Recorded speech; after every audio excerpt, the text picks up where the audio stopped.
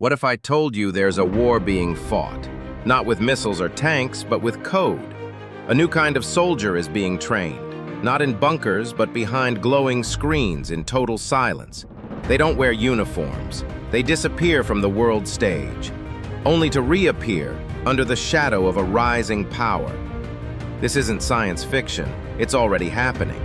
China is building a silent cyber army, and the world is only just waking up.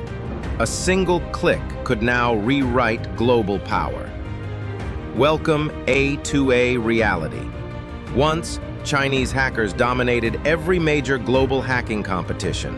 From Pwn2Own in Canada to top-level vulnerability expos, they didn't just participate, they won. Again and again. They uncovered zero-day vulnerabilities, secret weaknesses in major software like Google Chrome, Microsoft Windows, and Apple's iOS. And in return, they earned legal prizes, sometimes over $1 million, from the very companies they hacked. These were ethical hackers, helping strengthen global cybersecurity. But then, in 2017, something strange happened. They disappeared. No more Chinese names at international hacking events. No more wins. The best had gone silent. In 2019, a single interview revealed the truth. Zhou Hongyi, CEO of 360, one of China's biggest cybersecurity firms, criticized Chinese hackers for showcasing their skills abroad. He called it a hollow victory. Why give away billion-dollar exploits to foreign companies for mere prize money? The message was clear. Keep your talents inside the country. Shortly after, the Chinese government imposed a ban. Hackers and researchers could no longer participate in foreign competitions. What happened next would change the cyber world forever. Out of nowhere, a new tournament emerged, the Tianfu Cup, China's own elite hacking championship. With millions in prize money, it quickly became the country's top cybersecurity stage. In its first year, 2018, a hacker named Qi Zhanzhou made headlines. He discovered a devastating exploit in the iPhone. Using Safari, he gained access to the core system, allowing him to take control of any iPhone through just one web link. He named it Chaos. But what seemed like a competition success was only the beginning of a far darker story. Unlike global events, Tianfu Cup winners didn't submit their exploits directly to Apple or Google. They reported them to the Chinese government first. Then came the real twist. 7 months later, Google published a shocking report. A mass iPhone hacking campaign had been underway. One of the key tools used? The same exploit named Chaos, the one that won at Tianfu Cup. But this wasn't just about phones. The victims were primarily Uyghur Muslims, targeted by China's own surveillance system.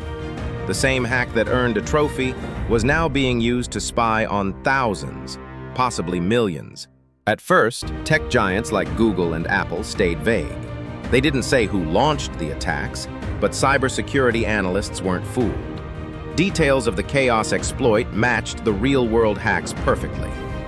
Eventually, leaks and government documents confirmed China's state agencies were behind the attacks, using tools born in competitions.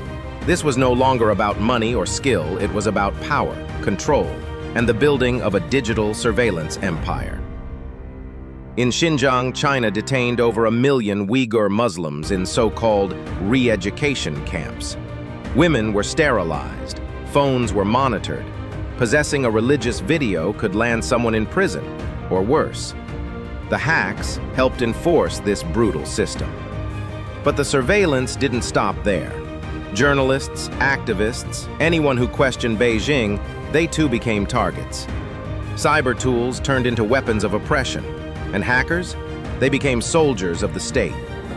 In 2024, a leak from GitHub exposed a company called Isoon, an IT security firm supplying spy tools to China's Ministry of Public Security.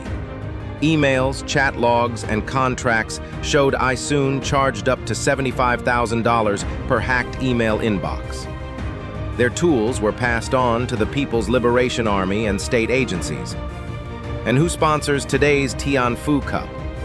China's biggest tech giants, like Qihu 360, TopSec, and Alibaba. But according to US officials, this competition is no longer just a test of skill. It's a recruitment hub for China's cyber army. Today, cyber warfare isn't science fiction. It's already here. Chinese hackers have targeted US Treasury systems, energy grids, and even military bases. They don't strike loudly. They infiltrate quietly and wait, sometimes for years, until it's time to hit. This isn't a war of missiles anymore. It's a war of code, where one exploit can crash a stock market, one message can shut down a city, and one click can bring a nation to its knees. For the next videos, subscribe my channel.